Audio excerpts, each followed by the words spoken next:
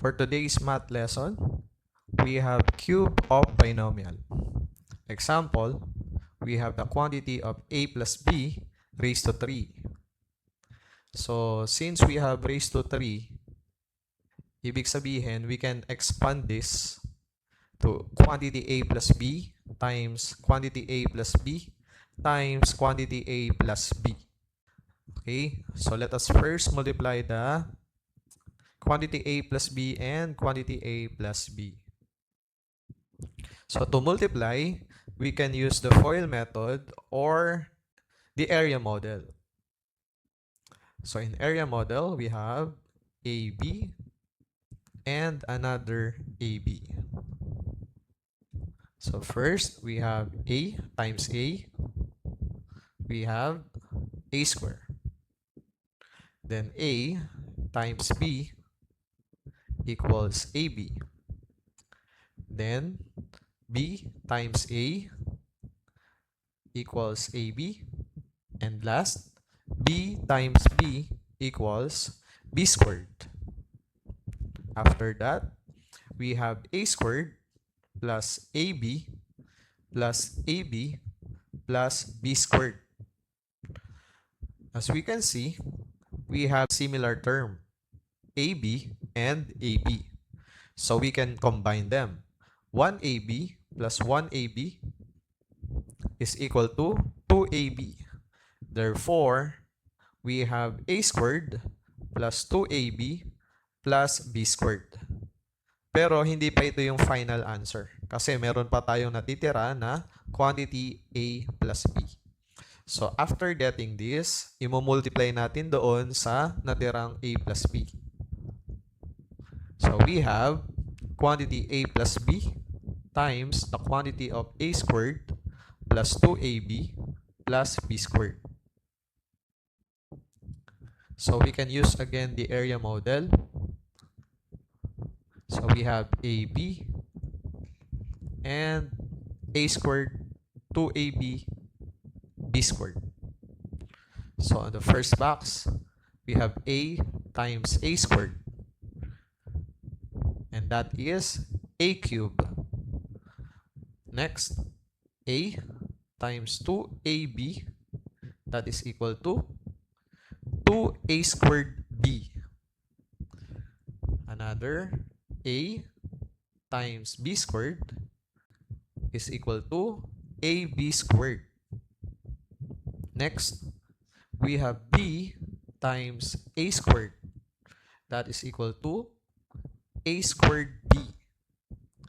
Next, we have B times 2AB. That is equal to 2AB squared. Last one, B times B squared. That is equal to B cubed. Now, let us rewrite this.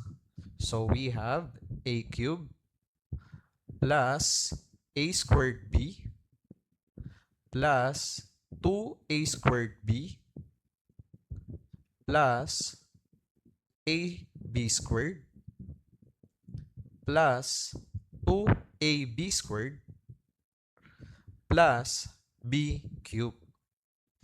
As we can see, we have the similar terms A squared B and 2A squared B. When we add them, that is equal to 3A squared B. Another, we have AB squared and 2AB squared. So we can combine them. And that is equal to 3AB squared.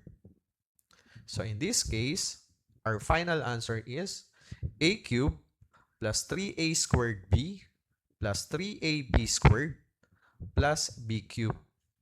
So meaning to say, this is the product when we have cube of binomial.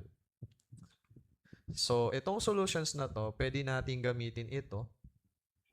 Or, since nakuha natin ito, A cubed plus 3A squared B plus 3AB squared plus B cubed.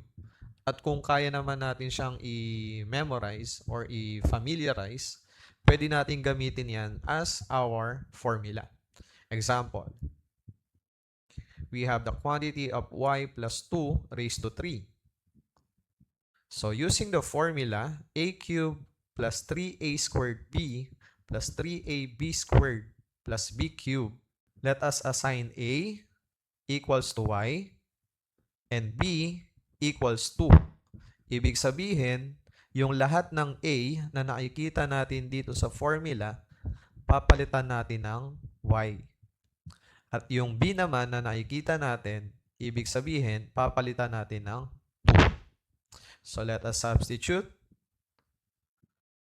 So we have y raised to 3 plus 3 times y raised to 2 times 2 plus 3 times y times 2 raised to 2 plus 2 raised to 3. So kung mapapansin natin, lahat ng a, pinalitan na natin ng y. At lahat ng b, pinalitan natin ng 2. Okay? After that, pwede na nating i-simplify. So we have y raised to 3 is equal to y cubed. Then next, we have 3 times 2 is equal to 6. And then y raised to 2 is y squared. We have 6y squared. Next, we have 2 raised to 2. 2 raised to 2 is equal to 4. And 4 times 3 equals 12. Then copy y. So we have 12y. And last one, we have 2 raised to 3.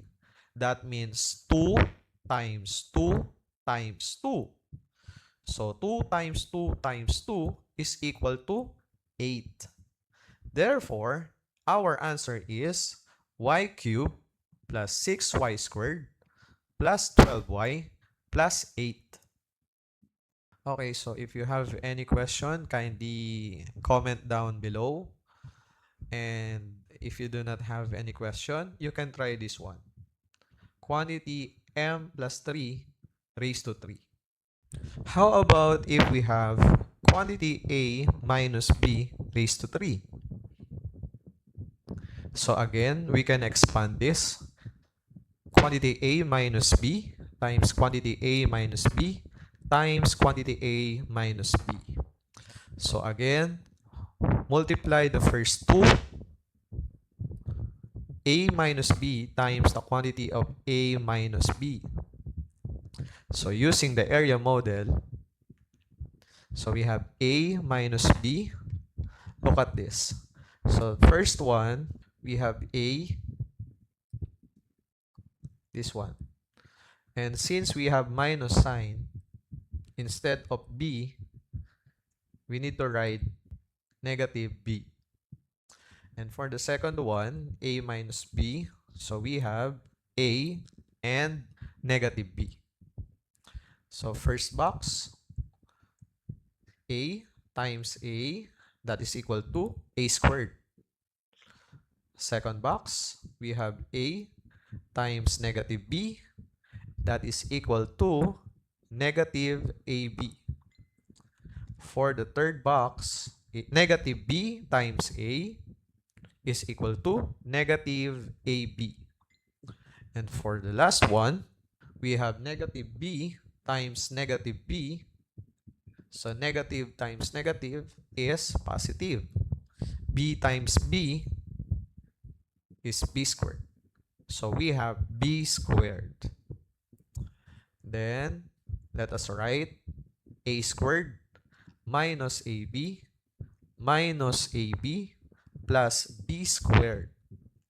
In this case, we have similar terms, negative ab and negative ab.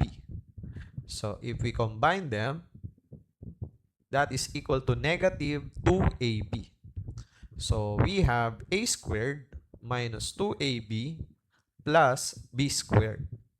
After getting this, pwede na nating i-multiply yan doon sa natitira pang quantity a minus b. So we have quantity A minus B times quantity A squared minus 2AB plus B squared. Gamit tayo ulit ng area model. First box. So we have A times A squared. A cubed. Next, we have A times negative 2AB is equal to negative A squared B. Next box, we have A times B squared. That is equal to AB squared. Next, we have negative B times A squared. The answer is negative A squared B. Next, we have negative B times negative 2AB. The answer is positive 2AB squared. So again, negative times negative is positive. That is why we have positive 2AB squared. And lastly, we have negative B times B squared. So we have unlike signs.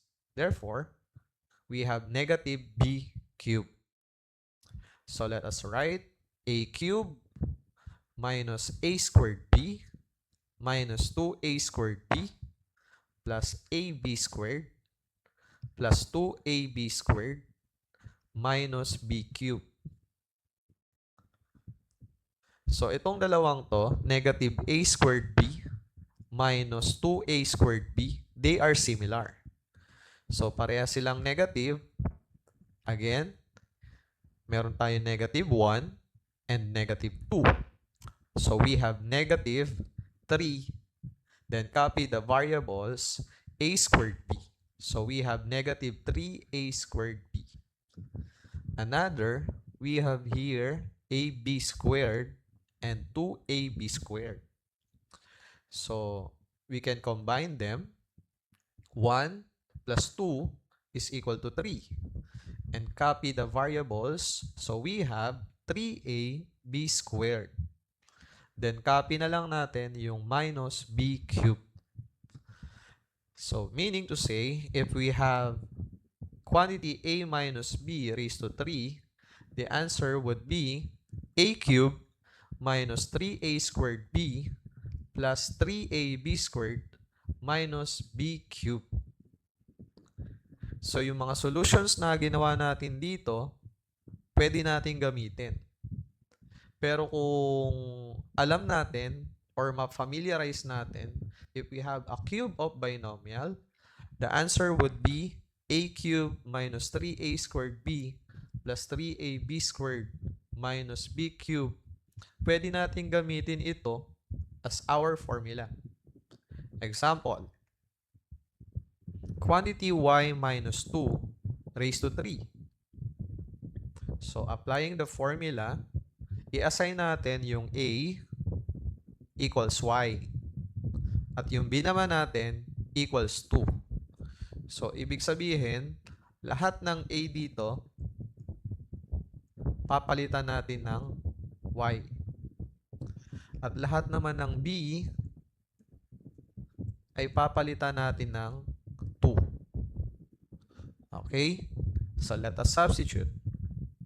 So, we have y raised to 3 minus 3y raised to 2 times 2 plus 3 times y times 2 raised to 2 minus 2 raised to 3.